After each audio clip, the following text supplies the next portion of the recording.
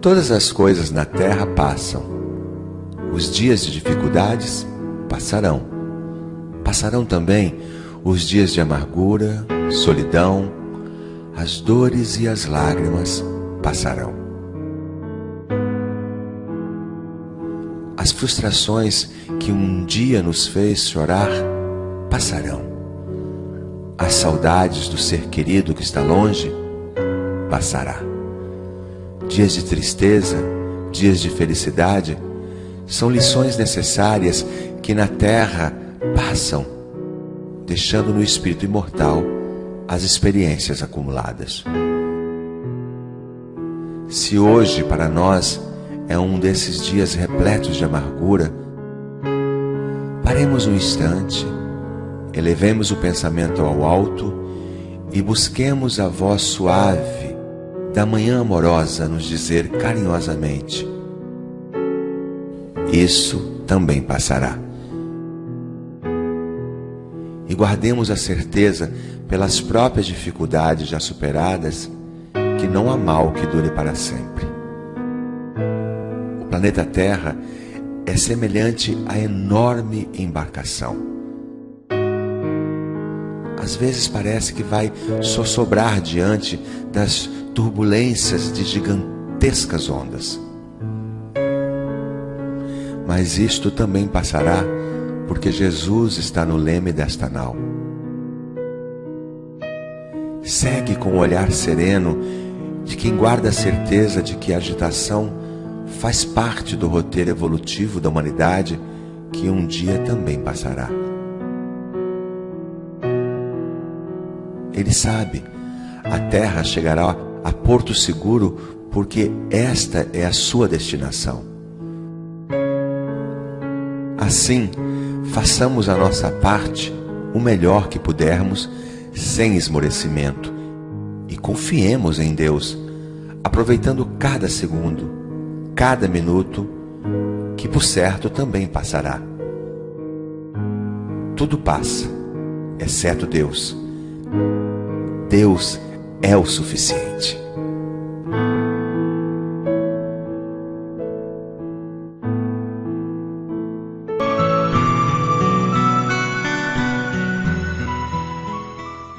A Drogaria Tamires tem um grande compromisso com os seus clientes, preza pela sua saúde e pelo seu bem-estar. Desta forma, te dá orientação farmacêutica e o melhor preço. Sempre que precisar, não esqueça, Drogaria Tamires está sempre a seu dispor. Tem uma ótima variedade de produtos e, para a sua comodidade, tem a entrega delivery. Telefone 3331-1257 ou pelo 99679 4368, que tem WhatsApp. A Drogaria Tamires participa do programa Farmácia Popular. Medicamentos com até 90% de desconto. Drogaria Tamires, sempre à sua disposição, buscando o melhor para a sua saúde.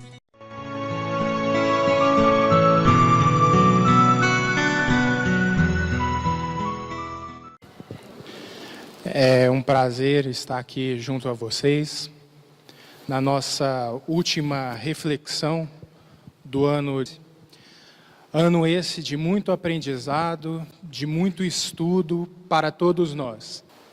O tema que a gente vai refletir na noite de hoje é um tema que se baseia no livro Caminho e Vida, de Emmanuel, numa mensagem intitulada Carta de Ano Novo, que vem nos falar basicamente sobre mudança, sobre movimento, sobre transformação.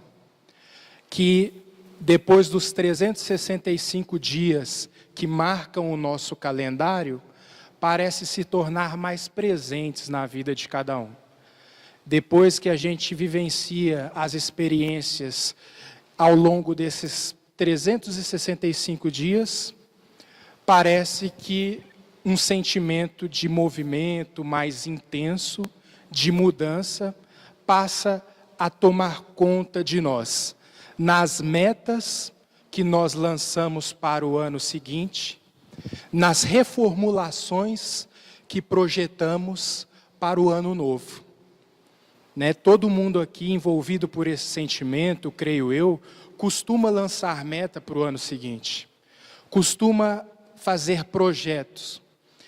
E esse movimento é um movimento muito importante, muito relevante.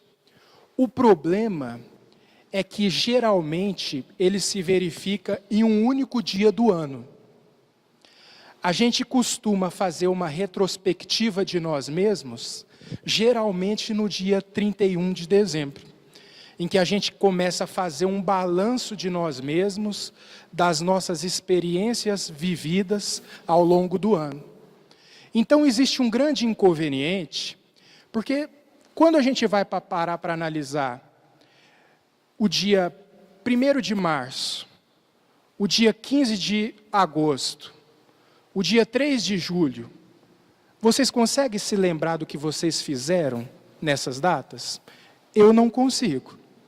Então, quando a gente deixa para fazer um trabalho de retrospectiva, de balanço das nossas vidas, em um único dia do ano, a gente geralmente não se agrada com o ano que se foi. Comigo, pelo menos, é assim. Quando eu faço um balanço do meu ano, eu não costumo ficar muito agradado com aquilo que eu percebo. E por que eu não costumo ficar feliz com a minha retrospectiva? É porque um trabalho de introspecção que deveria ser feito constantemente, segundo a proposta de Santo Agostinho no Livro dos Espíritos, a gente deixa para fazer em um único dia. Então não dá tempo de fazer um balanço exato. Não dá tempo de desenvolver um autoconhecimento preciso que me faça uma pessoa melhor, a fim de eu me sentir feliz com o passar dos dias. Então, geralmente, eu não me agrado porque a consciência acusa. A consciência acusa tempo perdido. A consciência acusa oportunidades deixadas para trás. Então, é por isso que, muitas das vezes, a gente não se vê satisfeito com um balanço que a gente faz do ano. Porque a consciência não está tranquila. A consciência ela não está favorável. A consciência ela apresenta pendências. É por isso que, nesse sentido, eu me recordo do capítulo 17 do Evangelho segundo o Espiritismo, Sede Perfeitos, em uma lição intitulada O Homem de Bem. E dentre muitas características que marcam as qualidades de um homem de bem, uma nos chamou a atenção especialmente para a reflexão da noite de hoje. Porque dentre várias, ele cita uma que diz o seguinte: o homem de bem estuda as suas imperfeições e trabalha sem cessar por combatê-las, tendo disso o resultado de dizer a si mesmo no dia de amanhã o que há nele de melhor do que na véspera. Então, um homem que desenvolve um trabalho de autoanálise, que nos proporciona um autoconhecimento de uma maneira mais constante na vida dele, ele consegue perceber os seus erros em lime, no início, e consegue se corrigir com mais facilidade. Portanto, quando a gente deixa tudo para o final do ano, não dá tempo, e a gente se desagrada com aquilo que a gente percebe de nós mesmos. Porque a gente não está bem com a nossa própria consciência, a gente não está seguindo as leis naturais que regem o universo. Na pergunta 614 do Livro dos Espíritos, o senhor Allan Kardec pergunta à espiritualidade, os espíritos superiores, a seguinte questão: o que podemos entender por lei natural? E a espiritualidade responde: lei natural é a lei divina. É a única lei capaz de proporcionar felicidade verdadeira para o homem, porque ela diz o que ele pode ou não fazer. Então, um dos motivos dos nossos inconvenientes é não saber aquilo que a gente faz por falta de autoconhecimento, que essa lei, que o cumprimento dessa lei nos garante. E um dos meios de se conscientizar dessa lei é através da autoanálise, é através da introspecção. Essa introspecção nos conduz a uma serenidade que nos leva a encarar as nossas dificuldades com outras motivações. Quando a gente está de acordo com as leis divinas, dentro desse trabalho de autopercepção e de esforço por melhoria individual, a gente passa a entrar em ressonância com as leis divinas e aquilo nos dá serenidade para o enfrentamento das nossas dificuldades. A gente passa a desenvolver em nós uma palavra que chama entusiasmo, mesmo nas nossas crises. A palavra entusiasmo, muitas vezes a gente confunde com euforia, mas se a gente for analisar etimologicamente o significado da palavra entusiasmo, a palavra entusiasmo vem do grego e significa enteos, Deus dentro. Então só é entusiasmado com a vida aquele que possui Deus dentro. Ter Deus dentro é caminhar conforme a sua lei que está na consciência. Então quando a gente começa a se esforçar para ter esse entusiasmo, a nossa vida passa a não ser triste. A gente passa a desenvolver em nós um combustível diferente para encarar até as mais duras crises de uma maneira diferente. É por isso que às vezes a gente olha para um Chico Xavier, né, com tanto sofrimento que ele passou, e a gente fala assim, nossa, mas a vida dele deve ter sido sofrida, né? No entanto, quando perguntavam para Chico Xavier como era a vida dele, ele falava, meu filho, minha vida é uma festa. Porque ele tinha esse entusiasmo de quem vive de acordo com as leis divinas. Daquele que procura fazer o melhor de si a cada dia. E aquele que procura fazer o melhor de si a cada dia, não tem do que ter remorso, não tem do que se culpar. Porque ele está buscando o entendimento e a aplicação das leis de Deus. Então a gente passa a encarar as nossas dificuldades de uma maneira diferente. Para a gente compreender isso, existe uma passagem da vida de Sócrates, considerado aí o pai da filosofia, que quando ele foi preso, acusado de corromper a juventude de Atenas, segundo as autoridades da época, Sócrates estava corrompendo a juventude da época, porque estava fazendo com que os jovens não acreditassem mais nos deuses adorados por Atenas, na Grécia Antiga. Então ele é acusado e preso, condenado à morte por envenenamento. E nisso os seus discípulos ficam desesperados. Em um determinado momento, Xantipa, que muitos historiadores atribuem como sendo a sua esposa, vai visitar Sócrates logo no início que ele foi preso, desesperada. E chega para ele e se inicia um diálogo. Mas eu não acredito que o senhor foi preso. Ele disse, eu não estou preso, eu estou livre. Preso está quem me prendeu. Mas o senhor vai morrer. E ele diz, todos nós vamos morrer. Mais dia ou menos dia. Mas o senhor vai morrer injustamente. E ele responde, você queria que fosse justamente? Você queria que a minha morte fosse justa? Né? Então, é a serenidade de quem tem a consciência tranquila e que proporciona a minimização das dificuldades, das crises mais duras. E em outro episódio, quando outro discípulo de Sócrates vai o visitar, e isso aí já acontece na véspera dele tomar o veneno, a cicuta, ele chega para ele, o seu discípulo que se chamava Críton, e essas informações estão contidas no livro Fédon de Platão, Críton chega para ele e diz assim, qual é seu último desejo? Qual seria, mestre, o seu último desejo? A fim de que eu possa te ajudar na medida das minhas possibilidades. Ele fala assim, Críton, a gente deve um galo a Asclépio, não esqueça de pagar. Ele devia um galo para Asclépio, e ele recomenda que Críton realizasse seu último desejo, que seria pagar o seu galo a Asclépio. Ou seja, o que isso significa para nós? Estar em paz com a consciência. Porque o Tiago Ramos, na última palestra que ele teve aqui, falando sobre o Natal, ele deu um exemplo que eu achei muito interessante. Ele disse assim, se a gente ficasse sabendo hoje, que a gente vai morrer amanhã, todos nós desse salão que estamos aqui presentes, ficássemos sabendo hoje que a gente vai morrer amanhã, certeza, o que a gente faria com a notícia dada agora?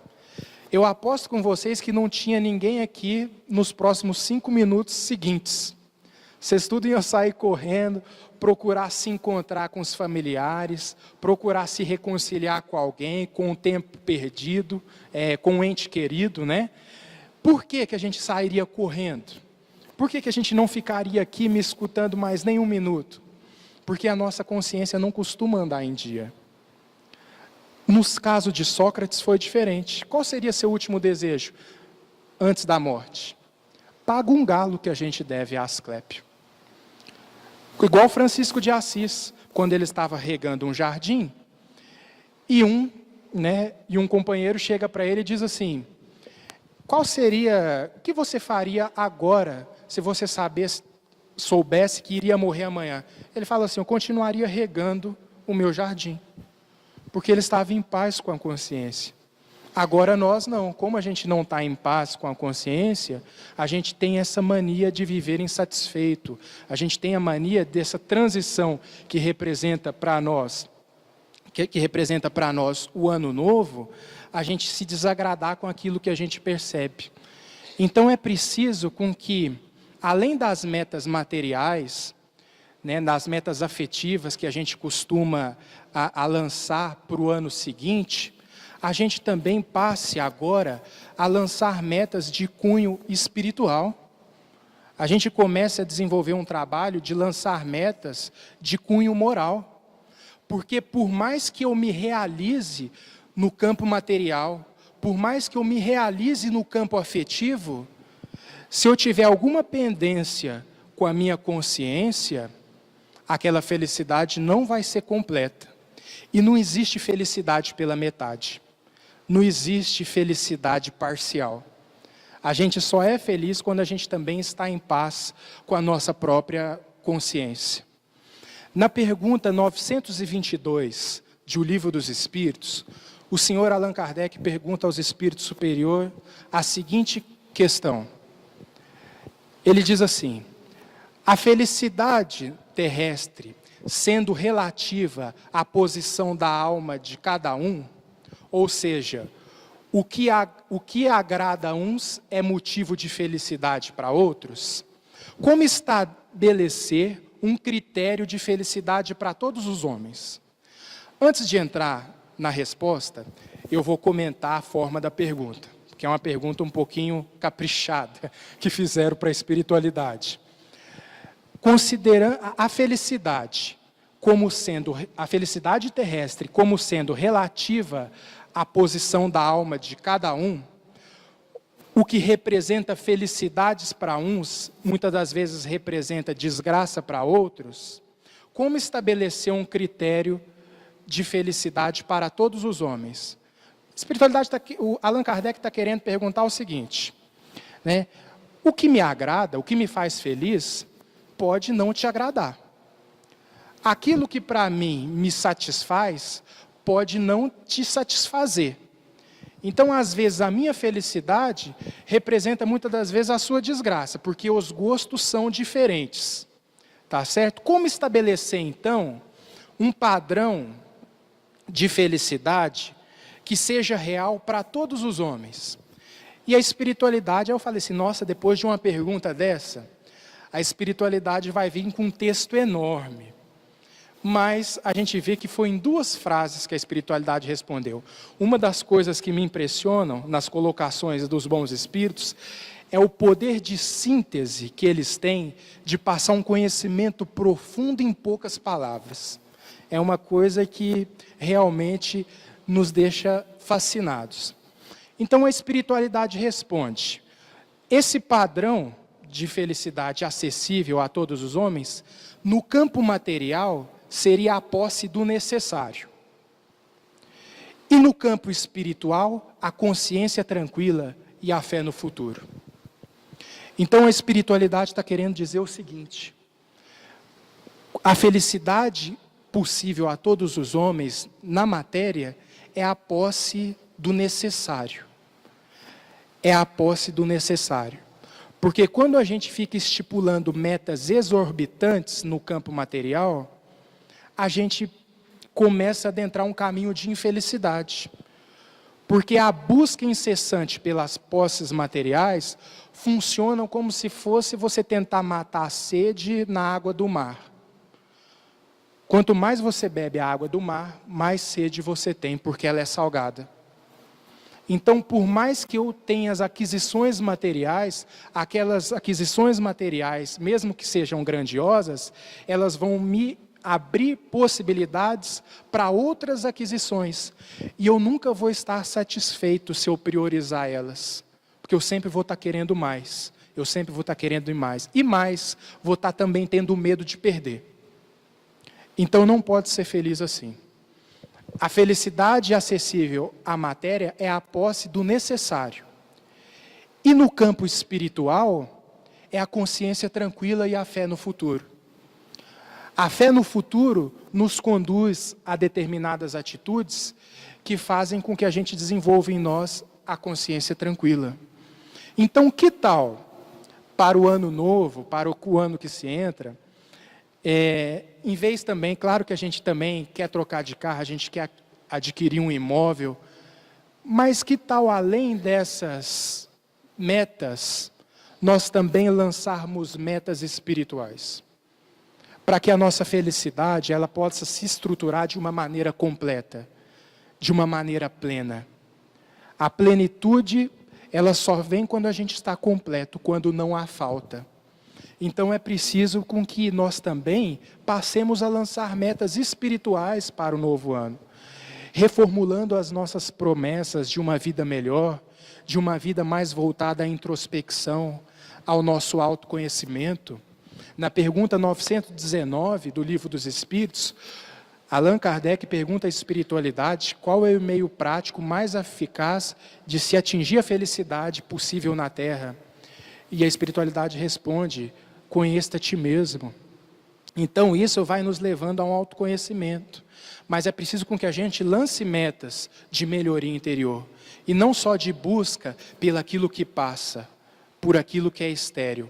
O filósofo Humberto Roden, ele tem uma colocação que ele diz o seguinte: quando a gente busca a permanência naquilo que é impermanente, a gente se infelicita.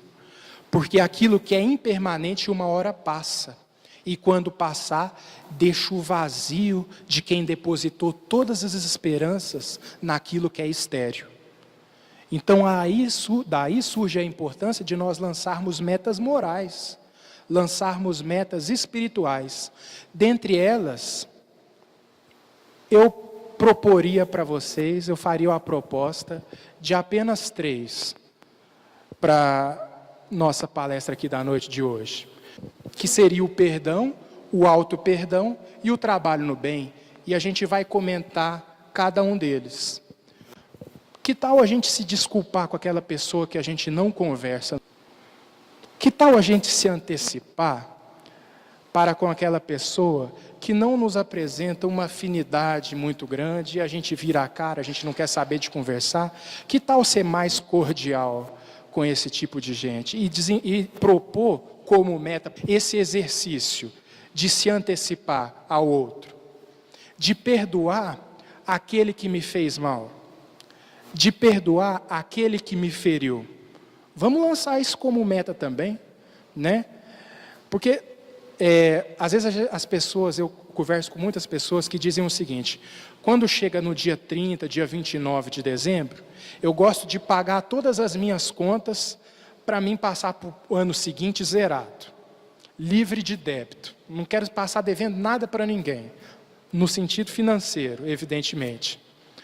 Mas só que quanta dívida consciencial a gente ainda não tem? Quer dizer, a gente quer se livrar das dívidas materiais para chegar no outro ano zerado, limpo, mas que tal também chegar com a consciência limpa, com a consciência sem pendência? Então, se antecipar no exercício de perdoar o outro é papel fundamental para aproveitar essas energias de renovação do ano que entra. A gente desculpar, a gente se antecipar com aquele familiar, muitas das vezes, que a gente não conversa. Porque a gente tem um vício terrível de tirar fotografia psíquica daquelas pessoas que nos fazem mal. O que é fotografia psíquica? É quando alguém pisa no meu calo hoje, quando alguém comete arbitrariedades contra mim no dia de hoje, aí eu vou e tiro uma fotografia daquele alguém, naquele momento. E aquela fotografia eu mando revelar e continua comigo. E eu carrego aquela fotografia de quem me feriu, de quem me maltratou. E às vezes aquela pessoa mudou, aquela pessoa já é outra, aquela pessoa já evoluiu, aquela pessoa já se arrependeu do que fez, mas a gente continua com a mesma fotografia daquele que nos feriu, daquele que nos maltratou. E às vezes a pessoa já está longe, e a gente olhando para a mesma fotografia de quem já não é o mesmo daquela fotografia. A segunda meta, que seria a questão do auto-perdão, a questão de nós perdoarmos a nós mesmos para o ano que entra. Porque se nasce um desagrado também daquilo que a gente observou, da retrospectiva que a gente fez, também surge a esperança de ser a cada dia melhor, de fazer diferente. Então, por que não nos perdoar pelaquilo que a gente fez? Por que ainda continuar com a culpa presente em nossos corações? Vamos nos perdoar. Vamos aceitar o erro como sendo uma etapa da evolução necessária para o meu crescimento espiritual. Vamos aprender com o erro, crescer amadurecendo e procurando fazer diferente com a experiência que ficou daquele desatino. Então, auto-perdão surge a partir do momento em que a gente se conscientiza disso, que a gente ainda tem muita trajetória evolutiva pela frente, né? Que a gente ainda é criança espiritual. Nós não podemos, como Paulo de Tarso, afirmar, quando era criança, pensava como criança, me portava como criança, falava como criança. Quando atingi a idade adulta, abandonei as coisas próprias de criança. Paulo de Tarso não estava falando da idade física, ele estava falando da idade espiritual, da qual ele já tinha atingido a maturidade, mas que a gente ainda está no período infantil, e ainda faz coisas de criança. E se não haver auto-perdão, é impossível o nosso movimento de evolução. Então vamos deixar a culpa de lado, a gente errou, mas vamos procurar fazer igual a música, né? Sacudir a poeira, dar a volta por cima, né? E prosseguir adiante, nos reconhecendo ainda crianças. Então vamos nos perdoar e vamos lançar como meta o auto-perdão também. Terceiro e último, seria o trabalho no bem. O trabalho no bem encerra, pessoal, tudo isso que a gente já falou. O trabalho no bem retifica a nossa caminhada. Então, que tal a gente procurar desenvolver algum trabalho caritativo, a fim de que a gente possa se promover, desenvolver as nossas qualidades espirituais, nos sensibilizando com a dor do outro. Vamos procurar fazer o bem também, suando a camisa. Chico Xavier, ele diz o seguinte: só existe uma forma da gente evoluir, aliás, que é por desidratação. Inclusive com esse calor aqui, eu estou desidratando muito. Que ele fala o seguinte, que é pelo suor ou é pelas lágrimas. A gente só evolui desidratando. Pelo suor do trabalho no bem, ou quando a gente não escolhe o suor do trabalho no bem, pelas lágrimas da dor que nos visita. Então que nós possamos escolher o trabalho no bem, a fim de que a gente possa se melhorar, dando saltos maiores na nossa evolução, com a consciência que a gente já tem de melhoria íntima. Porque muitas das vezes a gente pensa assim, que a evolução é muito lenta, de uma existência para outra, a gente evolui muito vagarosamente. Mas não, a gente evolui devagar no sentido das nossas perspectivas divinas enquanto espíritos imortais. Mas a gente evolui depressa sim, quando a gente se conscientiza de nós mesmos e das nossas necessidades espirituais. Pensem em vocês, aqui ó, só para dar um exemplo. Pensem em vocês como é que vocês eram 10 anos atrás. Compara com o que vocês são hoje. Pensem em vocês, para os mais antigos, como vocês eram há 20 anos atrás. Agora, analise como vocês são hoje. Vocês não se identificam como sendo uma pessoa melhor? Uma pessoa mais preparada? Uma pessoa com mais qualidades?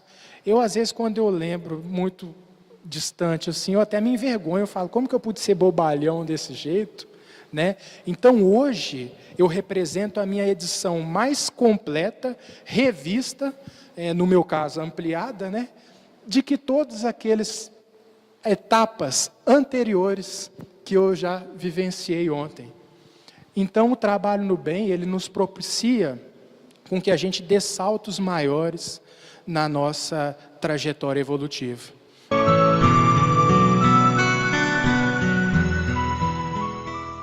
A Drogaria Tamires tem um grande compromisso com os seus clientes, preza pela sua saúde e pelo seu bem-estar. Desta forma, te dá orientação farmacêutica e o melhor preço. Sempre que precisar, não esqueça, Drogaria Tamires está sempre a seu dispor. Tem uma ótima variedade de produtos e, para a sua comodidade, tem a entrega delivery. Telefone 3331-1257 ou pelo 99679 4368 que tem WhatsApp. A Drogaria Tamires participa do programa Farmácia Popular. Medicamentos com até 90% de desconto. Drogaria Tamires, sempre à sua disposição, buscando o melhor para a sua saúde.